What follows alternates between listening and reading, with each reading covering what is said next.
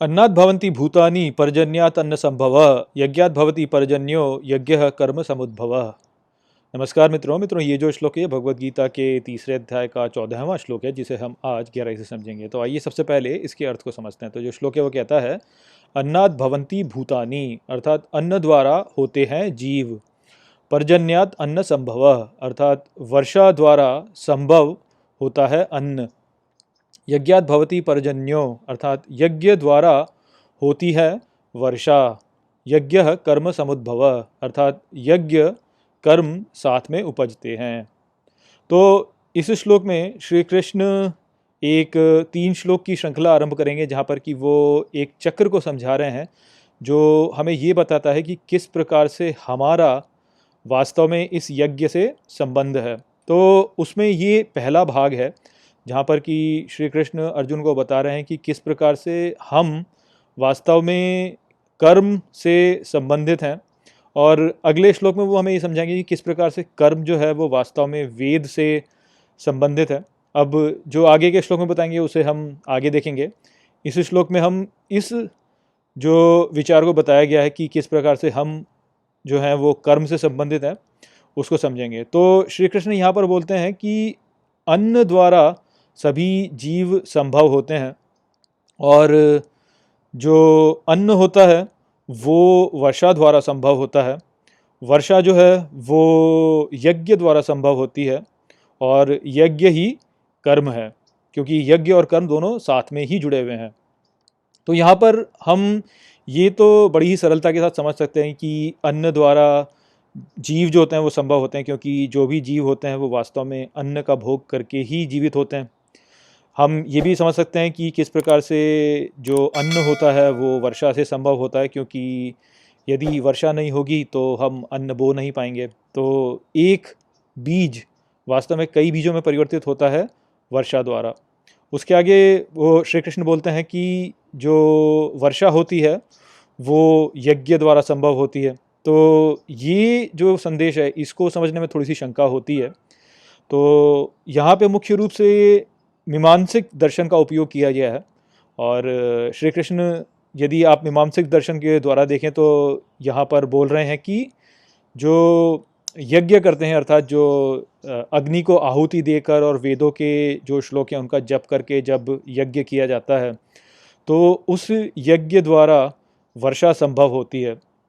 अब ये कैसे होती है ये आधुनिक विज्ञान के द्वारा तो हम समझ नहीं सकते, किंतु हम कुछ अटकेलियाँ ही लगा सकते हैं, क्योंकि हम आज के समय में तो ये जानते ही हैं कि अग्नि द्वारा आप ऐसे वर्षा को उत्पन्न नहीं कर सकते, क्योंकि वर्षा जो होती है वो वास्तव में जो हमारे वायुमंडल में पानी की भाप है उसको जब कंडेंस हो जाती है वो तो तब वास्तव में वर्षा होती है, और इसका वास्तव में अग्नि से ऐसे कोई संबंध नहीं है। किंतु क्योंकि भारत में मानसून का एक समय होता है जबकि वायुमंडल में बहुत सारी भाप होती है, और क्योंकि बहुत सारी भाप होती है तो वो कंडेंस हो सकती है यदि हम अग्नि जलाएं। किंतु अग्नि जो जलाएंगे हम उस स्थिति में वो एक बहुत बड़ी अग्नि होनी चाहिए, जैसे कि किसी जंगल में यदि आग लग जाती है तो उतनी बड़ी अग्नि होनी चाहिए। तो हो सकता है कि प्राचीन काल में हमारे भारत में ऋषि बहुत बड़ी बड़ी अग्नियाँ जलाते हों, और मानसून का जो समय होता है मानसून काल उसमें वो उस अग्नि के द्वारा जो भी भाप वायुमंडल में होती थी उसको जमा करके और वर्षा उत्पन्न कर देते हों। ऐसा संभव है, किंतु यदि आप इस संदेश को एक सार्वभौमिक संदेश बोलना चाहें तो वो यहाँ पे सत्य नहीं है, क्योंकि यदि आप किसी मरुस्थल में जाके अग्नि जलाते हैं, भले ही कितनी भी बड़ी अग्नि आप जला दें, पर किंतु वायुमंडल में वहाँ पर भाप नहीं होती तो इस कारण से वहाँ पर वर्षा भी नहीं होगी। तो इसलिए ये कहना कि अग्नि जला करके आप वर्षा उत्पन्न कर सकते हैं ये ऐसा संदेश है जो कि केवल किसी एक स्थान पर और एक समय पर सत्य होता है, सभी स्थानों पर और सभी समयों पर ये सत्य नहीं होता। इसलिए मैं वास्तव में इस भाग को मीमांसिक दर्शन के द्वारा नहीं समझता हूँ, इसको मैं वास्तव में सांख्य द्वारा ही समझता हूँ। और यहाँ पर फिर भी आप ये देख सकते हैं कि कैसे गीता जो है वो वास्तव में सभी भारतीय दर्शनों का उपयोग करके हमें संदेश देना चाहती है, अर्थात वो सभी भारतीय दर्शनों को अपने आप में सम्मिलित कर रही होती है, और यहाँ पे मीमांसिक दर्शन के बारे में बोल रही है। तो यदि आप मीमांसिक दर्शन के अनुयायी हैं तो आप निश्चित रूप से आप इसको इस रूप में समझ सकते हैं, किंतु क्योंकि मैं मीमांसक दर्शन के इस इंटरप्रिटेशन से सहमत नहीं हूँ, इसलिए मैं यहाँ पे आपको अपना स्वयं का जो मेरा इंटरप्रिटेशन है वो आपको यहाँ पे दूंगा। तो मेरा जो मानना है वो ये है कि यहाँ पर श्री कृष्ण केवल जो ऊपरी तौर पर तो मीमांसक दर्शन वालों को ये संदेश दे रहे हैं, किंतु भीतर में वो यहाँ पर सांख्य वाला जो संदेश है वो भी हमें प्रदान कर रहे हैं रूपक द्वारा। तो आइए समझते हैं कि कैसे वो रूपक द्वारा यहाँ पे सांख्य दर्शन का संदेश प्रदान कर रहे हैं। तो जो यहाँ पे बोला गया है वो यही बोला गया है कि जिस प्रकार से जो प्राणी होते हैं वो अन्न द्वारा संभव होते हैं, और जो अन्न होता है वो वास्तव में वर्षा द्वारा संभव होता है। तो हमें यहाँ पे ये समझना चाहिए कि श्री कृष्ण जो बोल रहे हैं वो यदि ऊपर से देखा जाए तो ये हमारे भौतिक शरीर की बात होगी, क्योंकि भौतिक शरीर को भोजन की आवश्यकता होती है। किंतु यहाँ पर ये भी हो सकता है कि श्री कृष्ण जो है वो हमारे सूक्ष्म शरीर और आत्मा की बात कर रहे हैं, और क्योंकि गीता जो है वो एक आध्यात्मिक पुस्तक है तो संभावना इसकी अधिक है कि यहाँ पर श्री कृष्ण सूक्ष्म शरीर और आत्मा की बात कर रहे हो। और जिस प्रकार से हमारे भौतिक शरीर के लिए भोजन महत्वपूर्ण होता है, ठीक उसी प्रकार से हमारे सूक्ष्म शरीर के लिए ज्ञान महत्वपूर्ण होता है। जैसे हमारा शरीर भोजन से बलशाली होता है, वैसे ही हमारा सूक्ष्म शरीर ज्ञान से बलशाली होता है। तो यदि हम इस प्रकार से इसको समझें तो फिर हम आगे और समझ सकते हैं कि ज्ञान जो होता है वो हमारे पास में अंतर्दृष्टि से आता है, और अंतर्दृष्टि को आप यहाँ पे समझ सकते हैं वर्षा के रूप में। तो ये हो सकता है कि यहाँ पर वर्षा को अंतर्दृष्टि के द्वारा समझाया जा रहा हो, क्योंकि वेदों में भी इसी प्रकार की एक व्याख्या है वर्षा की।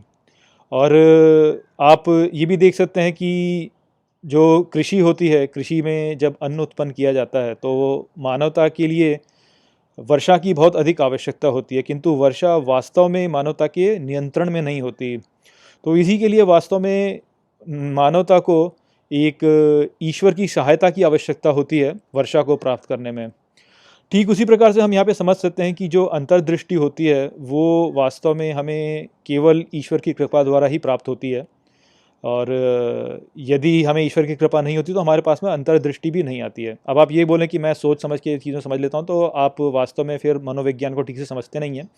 क्योंकि आप ये देखिए कि जब हम भी किसी भी चीज़ का विश्लेषण कर रहे होते हैं तो विश्लेषण केवल सतही रूप पर होता है, हम वास्तव में कोई भी नया ज्ञान वहाँ पे प्राप्त नहीं करते। जब हमें वास्तव में नया ज्ञान किसी भी वस्तु के बारे में प्राप्त करना होता है तब हमें बहुत ही निष्ठा के साथ में अध्ययन करना होता है, और एक बहुत ही केंद्रित मन के साथ में उस पर अपना ध्यान केंद्रित करना होता है। जब हम वो करते हैं और अपने मन को शांत करके किसी भी वस्तु पर ध्यान लगाते हैं, तभी वास्तव में हमारे पास में अंतर्दृष्टि आती है। केवल सतही रूप से एनालिसिस कर लेने से हमें अंतर्दृष्टि वास्तव में आती नहीं है। ये आप देख लीजिएगा, आपके जीवन में आप सदा देखेंगे कि ऐसा ही होता है। इसीलिए सोने से उठते समय ही हमें वास्तव में कुछ नया ज्ञान आता है। क्यों? क्योंकि उस समय पर हमारा मन शांत होता है और केंद्रित होता है।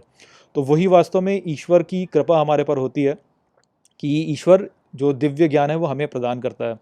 तो यहाँ पर जो बोला जा रहा है कि ये वर्षा जो है वो वास्तव में यज्ञ द्वारा संभव होती है, उसको यहीं पे समझा जा रहा है कि जब आप बहुत ही निष्ठा के साथ में किसी बात को समझना चाहते हैं और उसमें स्वयं को नहीं डालते हैं, आप केवल उस तथ्य को जानना चाहते हैं, तो आपके पास में अंतर्दृष्टि आती है। तो यही वास्तव में वर्षा है। तो जो बोला कि यज्ञ द्वारा वर्षा संभव होती है, वो यही यज्ञ कि आप निष्ठा के साथ में अपना कार्य कर रहे हैं, उसी के द्वारा आपको अंतर्दृष्टि प्राप्त होती है। और ये जो निष्ठा के द्वारा किया हुआ कार्य है, यही वास्तव में यज्ञ है और यही वास्तव में कर्म है। इसीलिए अंत में श्री कृष्ण कहते हैं कि यज्ञ और कर्म साथ में उपजते हैं, क्योंकि वास्तव में वो दोनों एक ही हैं। इस रूप से समझा जाए तो कि कोई भी कर्म जो कि निष्ठा के साथ में किया हुआ है वो वास्तव में यज्ञ है। तो ये मेरी स्वयं की व्याख्या है यहाँ पर।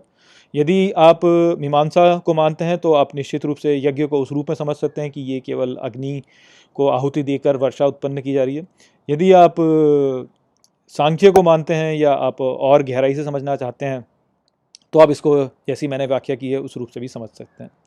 तो आशा करता हूँ कि मैंने इसी श्लोक को आपको अच्छे से समझा दिया होगा। चलिए इसी के साथ इस वीडियो को यहीं पे समाप्त करते हैं। नमस्ते।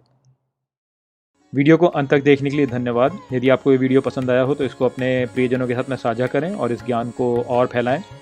यदि आपके पास कोई भी प्रश्न है तो मुझसे इंस्टाग्राम पर जुड़िए। वहाँ पर मैं हर शनिवार रात को एक लाइव Q&A सेशन रखता हूँ और आप मुझसे वहाँ पर अपने प्रश्न पूछ सकते हैं। जय श्री कृष्ण।